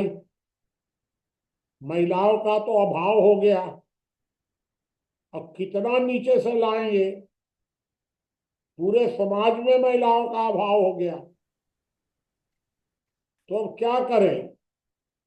तब कुछ क्षेत्रों में, पूरे देश में नहीं, ये संभवतः राजस्थान, हरियाणा, इन क्षेत्रों में कुछ आंशिक रूप से कन्या भ्रूण हत्या गुप्त रूप से शुरू हुई, नियम से नहीं, चोरी छिपे कन्या भ्रूण हत्या शुरू हुई। कुछ क्षेत्रों में सती प्रथा को प्रोत्साहित किया गया, कुछ क्षेत्रों में बहु विवाह को प्रोत्साहित किया गया। क्योंकि देखिए, प्राकृतिक रूप से एकदम पूरी तरह एक व्यवस्था है कि जितने लड़के पैदा होंगे उतनी लड़कियां पैदा होंगी। उसमें किसी तरह का कोई प्राकृतिक रूप से कोई कम ज्यादा का प्रश्न नहीं है। बाद में जन्म लेने के बाद आप चाहे पुरुषों को मार दीजिए, लड़कियों को मार दीजिए, जो करना है सो कर लीजिए, पैदा तो दोनों बराबर ही होते हैं। तो अब जब बराबर होते हैं और पुरुष बढ़ गए तो लड़कियां बढ़ गए, और जब लड़कियां बढ़ गई तो उन लड़कियों को क्या करेंगे? तो कुछ बहु विवाह किया गया, कुछ देवदासी बनाई गई। ये देवदासी प्रथा भी कोई सोच समझकर बुराई के रूप में नहीं बनी, मजबूरी में बनी। दहेज में उसी तरीके से हुआ, उसी तरह सती प्रथा आई, उसी तरह कन्या भ्रूण हत्या आई। यह परिस्थिति जन्य था, सोची समझी बुराई नहीं थी। अब इसका ये परिणाम हुआ कि जब युद्ध बंद हो गए, तो पुरुषों का मरना बंद हो गया, लेकिन बहुविवाह तो चालू रहे। कन्या भ्रूण हत्या, अगर हत्या नहीं भी हुई तो गर्भ में ही उसको मारना शुरू हुआ। तो जो जन्म होता था वो जन्म दर घट गई लड़कियों की, सवर्णों में। आदिवासियों में तो नहीं घटी अभी भी, सवर्णों में घट गई। और जब लड़कियों की संख्या कम हो गई, तब सच्चाई यही है, मैं आपको बताऊं। कहीं सरकार के प्रयत्नों से और ये महिला सशक्तिकरण फलाना ढिकाना सब नाटकबाजी है, कुछ नहीं है। महिलाएं सशक्त इसलिए हुई हैं कि महिलाओं की संख्या कम हो गई और पुरुषों के सामने मजबूरी आ गई कि विधवा विवाह करिए। कोई उपाय नहीं है। लड़कियों को, महिलाओं को सम्मान दीजिए। मजबूरी आ गई आपके सामने अब, क्योंकि महिलाओं की संख्या घट गई, लड़कियां मिल ही नहीं रही हैं। दहेज उलट गया। हरियाणा, पंजाब से आते हैं यहाँ लोग और आकर के लड़कियां ले जाते हैं पैसा दे करके। कहाँ दहेज फहेज है? ये सब बिना मतलब का प्रचार है, झूठा प्रचार है। कहीं कोई दहेज नहीं है। दहेज तो उल्टा है इस समय। ये मैं आपसे ये बताना चाह रहा था कि ये परिस्थितियों के अनुसार हुआ था। मेरे परिवार में, हमारे परिवार में भी सब कुछ जो आप कह रहे हैं सब था। पर्दा प्रथा भी थी, पूरा महिलाओं को दूसरे दर्जे का माना भी जाता था। 92-93 में मुझे पंत साहब माने गांधीवादियों ने इस विषय में समझाया और मैं समझा, और वहां से 92-93 से मैंने महिलाओं को बराबर का अधिकार देना शुरू किया। 92-93 से संपत्ति में तो मैंने दे दिया था, हमारे यहाँ शायद 62 में, 60-62 में संपत्ति में। परिवार व्यवस्था में नहीं दिया गया था, तो वो हम लोगों ने 92-93 में दिया। तो धीरे धीरे महिलाएं, अब देखिए वर्तमान स्थिति यह है कि समाज व्यवस्था में महिलाएं धीरे धीरे सशक्त हो रही हैं। ये समाज व्यवस्था इसी तरह 50-100 वर्षों में पिकअप में आती है, लागू होती है समाज व्यवस्था। तो समाज व्यवस्था में तो अभी महिलाओं को बराबरी का अधिकार नहीं है। अपर क्लास में है, मीडियम क्लास में शुरू हुआ है।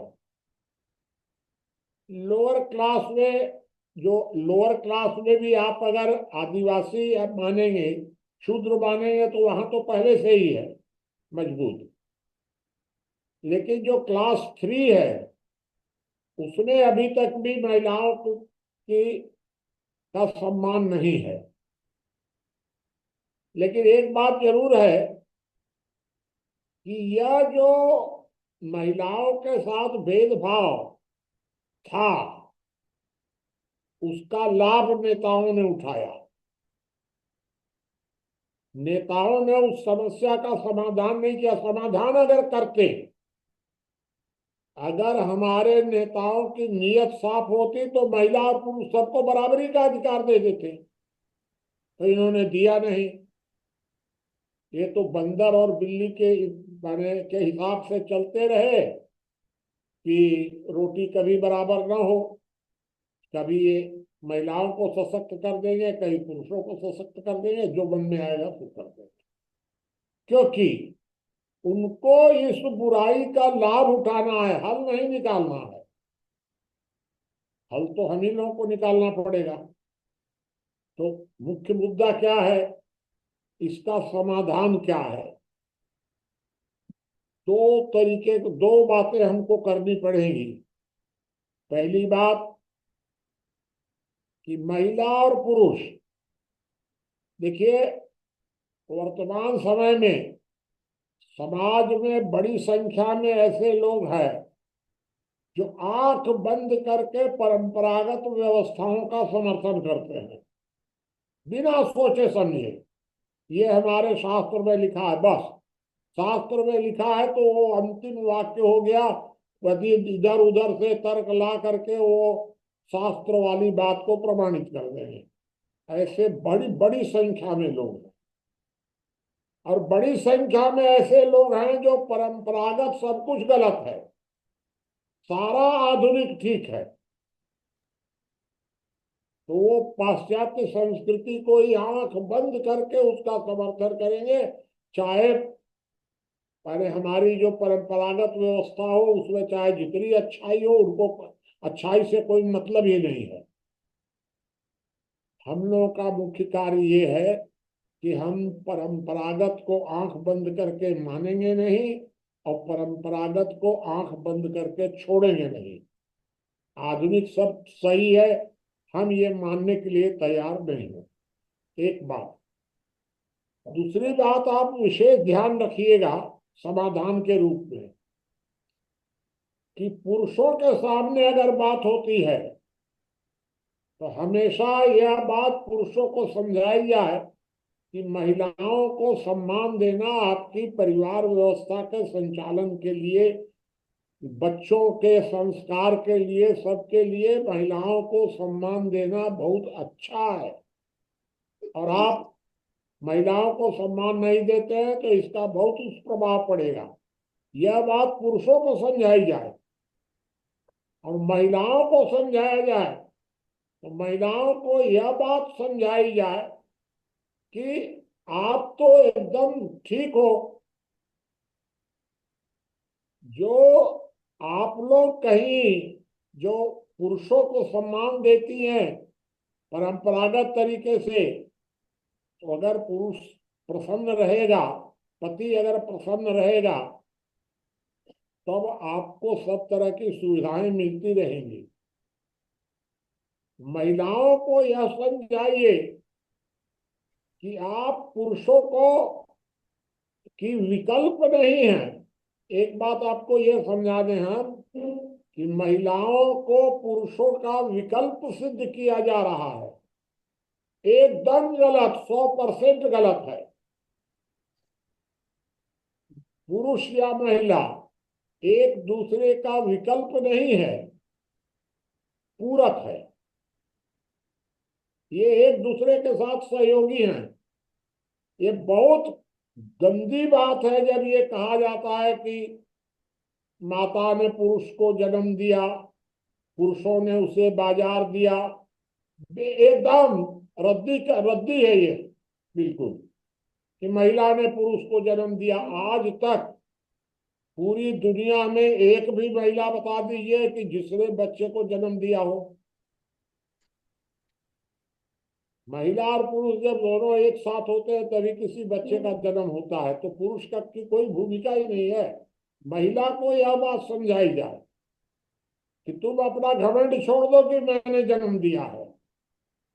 तुमने अगर ये हिम्मत है तो एक बार जन्म लेके दिखा दे तुम। उनका घमंड तोड़ने की जरूरत है। और राजनेता क्या करेगा? राजनेता उल्टा करेगा, महिलाओं को अलग इकट्ठा करेगा, पुरुषों को अलग। ये हम लोग जो हैं, हम लोगों को इस बात में बहुत सावधान रहना है कि महिला और पुरुष में किसी को विशेषाधिकार नहीं होना चाहिए। होगा पुराने जमाने में कोई परिस्थिति रही होगी, होगा कुछ भी, जो भी होगा। अब वर्तमान समय में समाज में सबको महिला पुरुष का भेद ही खत्म कर दीजिए। आज रामवीर जी ने एक बात लिखी है। उन्होंने लिखा है कि मेरे परिवार में तो एक भी महिला नहीं है, या तो माँ है या बेटी है या पत्नी है, महिला कहाँ अलग से है। तो बिल्कुल सही बात है ये। पूरे भारत में कुल मिलाकर के 1,00,000-1,50,000 महिलाएं हैं, और ये अगर एक 1-1.5 लाख महिलाओं का भी अगर आप ठीक से आकलन करेंगे तो इनमें से आधी से ज्यादा परिवार तोड़ के आई हैं, दुष्चरित्र भी हैं, आधी से ज्यादा। इनको कोई समाज से लेना देना नहीं है, कोई परिवार से लेना देना नहीं है। सब कितना झंझट है। चलिए, ये मैं आपको मोटी मोटी बात बताना चाहता हूं कि हमें महिलाओं का भी, महिला और पुरुष के बीच में टकराव पैदा करने की बजाय सामंजस्य पैदा करने की जरूरत है।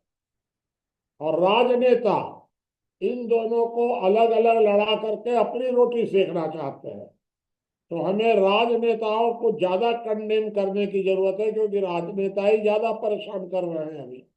ये मैं आपको मैंने बताने की कोशिश किया हूँ। चलिए आगे और कोई बात बताइए।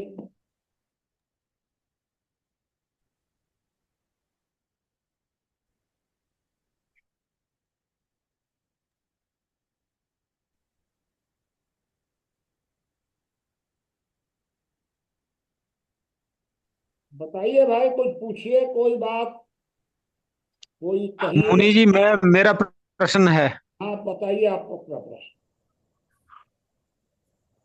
अच्छी बात है, महिला पुरुषों को समान अधिकार दिया जाए तो सबसे उत्तम है, लेकिन अगर महिलाओं को ही विशेष महत्व दे दिया गया और हर क्षेत्र में महिलाओं को आगे बढ़ा दिया गया, तो फिर महिलाएं क्या पुरुषों का बराबर सम्मान करेंगी, जो उनका कर्तव्य होता है। तो होगा, आप समाज में महिलाओं को दे दीजिए ना, जितना देना हो, कौन रोक रहा है। कानून में देने की जरूरत नहीं है। चलिए और बताइए कोई बात। नहीं, समाज व्यवस्था में तो है ही। हमारे भी परिवार में माताओं को तो बहुत ऊंचा सम्मान प्राप्त है। और जी। ये तो हमारे ही परिवार में नहीं, सब परिवारों में माताओं को बहुत अच्छा सम्मान प्राप्त है। सब परिवारों में, टोटल जितने परिवार हैं सब में माताओं को बहुत ऊंचा स्थान प्राप्त है। तो माताएं भी तो महिला ही हैं, उसमें क्या दिक्कत है। कुछ पढ़ी लिखी महिलाओं को से कहती है कि हमें चाय बना के पिलाओ, हमें खाना बना के खिलाओ, ऐसा हुक्म चलाती है कुछ क्या महिलाएं कहती हैं, शिक्षित आपका प्रश्न क्या है, उसमें क्या कहती हैं, उससे क्या मतलब। चलिए कोई प्रश्न और लोग बताइए कुछ। हाँ मुनि जी, रमला प्रसाद जी, कोई बात पूछनी हो तो। हम ये कहते हैं, चाहे महिलाओं को विशेष अधिकार मिले चाहे पुरुषों को अधिकार मिले, इसमें कोई आपत्ति नहीं होना चाहिए। चाहे महिलाओं को भी विशेष अधिकार दिया जाए समाज में या परिवार में, या पुरुषों को भी विशेष अधिकार दिया जाए, और दोनों एक दूसरे से कोई विपरीत तो है नहीं, पूरक है ही है, तो और एक है, दूसरे की व्यवस्था में रहेंगे। एकदम एकदम आपसे लेकिन पूरी हमारा एक सहमति है। यह है, हम लोग यह की हमारा, सुनिए तो, हाँ मंगला प्रसाद जी, पूरी सहमति है। हाँ परिवार व्यवस्था में, समाज व्यवस्था में जो परिवार महिलाओं को अधिक अधिकार देना चाहे, एकदम आराम से दे। हम लोग हाँ, को कोई दिक्कत नहीं है। किसी कानून को भी अधिकार, को बराबर लेकिन अधिकार होना चाहिए। उसमें एक अधिकार जरूर परिवार को देना चाहिए कि उनके ऊपर, चाहे महिला हो चाहे पुरुष हो चाहे कोई भी विशेष अपना आगे हो, लेकिन उनके ऊपर परिवार का अधिकार है, परिवार का जो अधिकार है, तो किसी को भी अधिक अधिकार मिल जाए तो उससे कोई आपत्ति नहीं होनी चाहिए। ठीक है, और हमारे कहने बताइए का कोई मतलब बात है। किसी की। बाबा जी, मतलब कि हाँ बिना बताइए कानून के, वैद्यराज जी। मतलब महिला को समान अधिकार या विशेष अधिकार समाज स्वयं दे सकता है कानून के बिना भी। हाँ, समाज मतलब परिवार। परिवार दे परिवार, सकता है, ग्राम सभा, राष्ट्र सभा दे सकती है। ये दे सकते हैं। बिना राष्ट्र सभा तो अभी हमारे पास में है नहीं, नहीं है, और, जब होगी और तब। ग्राम सभा भी नहीं है। हाँ तो ग्राम सभा भी नहीं है, परिवार दे सकता है। जब ग्राम परिवार, सभा होगी, ग्राम सभा भी दे सकती है। समाज दे सकता है, समाज दे सकता है। कानून, हाँ, कानून नहीं दे सकता। और कानून यदि विपरीत बने हो, तो इस तरह के कानून को हटा दिया जाए। कानून महिला पुरुष का भेद नहीं कर सकता। कानून केवल एक भेद कर सकता है, अच्छे और बुरे, दैवी प्रवृत्ति और आसुरी प्रवृत्ति, ये दो के बीच ही कानून भेद कर सकता है, बाकी कोई भेद नहीं कर सकता वो। अभी समान अधिकार का कानून मतलब कि परिवार बना सकता है नियम अपने घर में। हाँ बना सकता है, हम लोगों ने तो बनाया है, ऑन रिकॉर्ड बनाया है, रजिस्टर्ड। उसमें कानून आपको सहयोग करेगा, रिकॉर्ड है तो। हाँ हाँ, वो तो जब चूंकि रजिस्टर्ड है तो वो तो काम करेगा ही। और बताइए कोई प्रश्न। तो बाबा जी, ऐसे ही वर्ण व्यवस्था जो है वो समाज में और राजनीतिक में किसके लिए उपयोगी है? राजनीति के लिए कि वर्ण व्यवस्था उपयोगी है कि समाज के लिए? नहीं, हाँ बताइए तो, ज्ञानेंद्र जी क्या इनका प्रश्न बताइए। वर्ण व्यवस्था हाँ, जो है मतलब कि सभी राजनीतिक मुद्दों पर भी जरूरी है क्या? वर्ण व्यवस्था, वर्ण राजनीति में भी व्यवस्था जरूरी है तो क्या? समाज में होगी। अभी देखिए, वर्ण व्यवस्था होना संभव नहीं है अभी वर्तमान में। बाद की बात है वर्ण व्यवस्था, तो अभी हम लोग चर्चा ही कर रहे हैं केवल। लेकिन कानून में महिला और पुरुष के जो अलग अलग कानून हैं, कितना गलत है देखिए आप। एक शब्द सोचिए, महिलाओं पर अत्याचार कानूनन अपराध है, मारिए दो झापड़ ऐसा बोलने वाले को। मैंने हम मारना नहीं है, मतलब मैं ये कह रहा हूं आपको कि महिलाओं पर अत्याचार कानूनन अपराध है। अरे मूर्खानंद, किसके ऊपर अत्याचार कानूनन छूट है किसी के ऊपर अत्याचार करने की छूट? तो यह क्यों बोलते हो कि महिलाओं पर अत्याचार कानूनन अपराध है? बड़े बड़े बोर्ड लिखे हुए हैं दिल्ली में।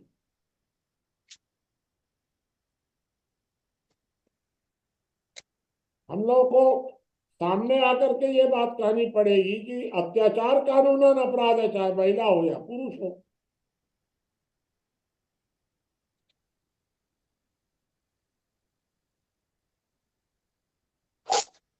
चलिए, और कोई बात है किसी की कि समाप्त करावे?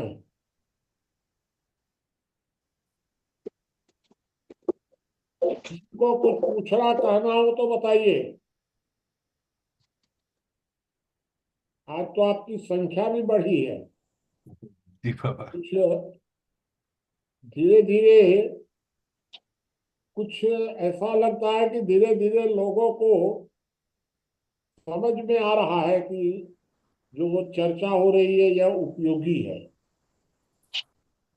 उपयोगिता समझ में आ रही है। बाबा जी, आज का आपका जो बौद्धिक है वो तो कान के पर्दे खोल देने वाला है, एकदम आध्यात्मिक से आध्यात्मिक तत्व ज्ञान है पूर्ण। बताइए तो इनका प्रश्न ज्ञानेंद्र जी। अब भाई साहब, नहीं, मैं प्रशंसा यतिराज जी कर रहा हूँ। प्रशंसा कर रहे हैं। अच्छा, तो आज ये गए थे ना महिलाओं पर भाषण देने, वैद्यराज जी आज गए थे। अच्छा, क्या बात। हाँ, ये गए थे स्पीच देने किसी एक बड़े हाँ प्रोग्राम में। हाँ, वो आज मुख्य अतिथि जो है हमारे विधायिका हाँ महोदय देर हाँ, से आई, मैं उस तो समय नहीं ये पहुंच पाया। आज इसीलिए बता रहे हैं, आज मुख्य अतिथि थे ना। और किसी भाई का कोई प्रश्न हो तो रखें, अन्यथा मीटिंग क्या समाप्त। कोई मदन जी कुछ क्या पूछना चाह रहे हैं क्या? नहीं बाबा, पीछे से आवाज आ रही थी। अच्छा, ठीक है, जुड़ने के लिए बहुत बहुत आभार। जी बाबा। ज्ञानेंद्र जी रुको। जी भाई साहब। मैं वैद्यराज जी से कहना चाहता हूँ कि वो दिल्ली आ जाएं 27 तारीख में ही। किसको बोल रहे हैं? वैद्यराज जी को।